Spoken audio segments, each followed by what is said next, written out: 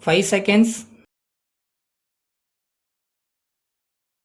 Start. Mr. Deputy Speaker, sir, I have no doubt that you will all agree with me when I say that the framing of the budget in the present context could not have been a light task for the ministry. The ministry have to grapple with several difficult post-war problems. The three shortages that have emerged out of the war are the shortage of food, shortage of cloth, and shortage of housing. There are other problems also which require urgent and serious consideration. They are the demand for increased wages as a result of the high prices and unemployment due to cessation of wartime activities. New and additional sources of revenue have to be found to meet the pressing needs of the present and for the large-scale demands of the future. In regard to post-war schemes of development, I think, sir, these are the essential tasks which face the ministry at this juncture.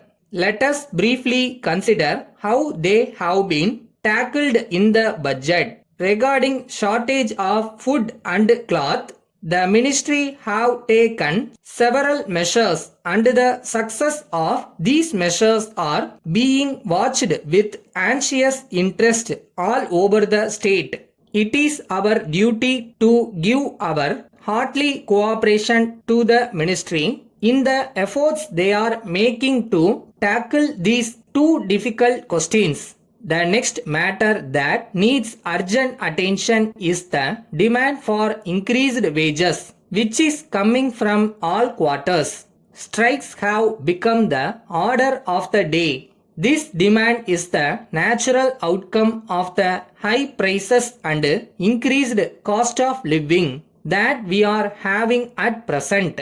Government must take prompt steps to control prices of all essential articles of daily necessity and reduce the cost of living. Otherwise, they must be prepared to spend large sums of money to satisfy the legitimate demand of the men in the lower grades of service. If government do not control prices, they will have to incur huge expenditure for raising the wages of their low-paid employees. By doing so, they will be depleting the budget and they will find it very difficult to provide sufficient finance for the many schemes of development which are so vital to the welfare of our country. Labor unrest has become a grave menace to the peace and prosperity of the country at present.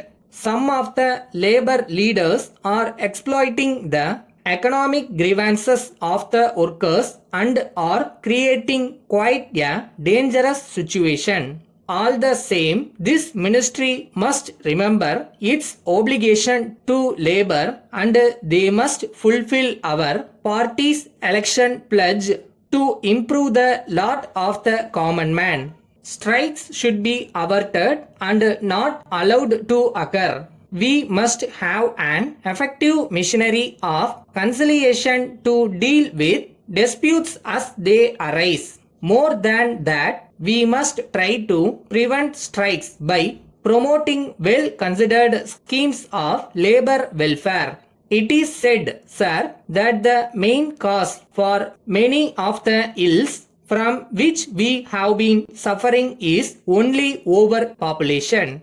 Letter dated 10th August 1976 from the Director, National Trading Company, Madras, to the Postmaster General, Madras. Dear Sir, I welcome the recommendation of the Postal Advisory Committee to introduce Sunday delivery of articles. I am also happy to learn that you yourself are in favor of this system. But I understand that there is hesitation on your part simply because This is not done in other countries. Let me ask a question. Why not we set a good example to other countries to emulate?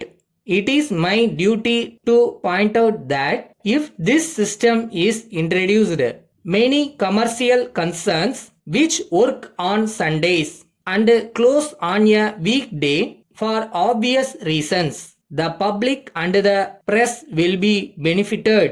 India has made a beginning in the right direction to work on all days of the year.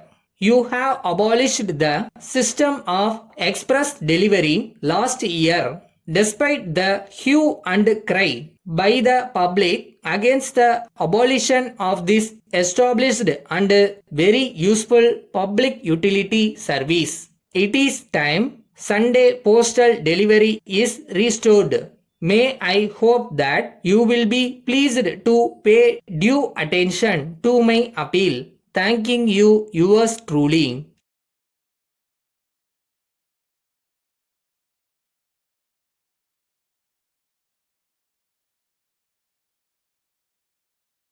யாருமே நம்பலைனாலும் நாம நம்மளை நம்பணும். At the same time சின்சியரா நமக்கான வேலையும் பார்க்கணும்.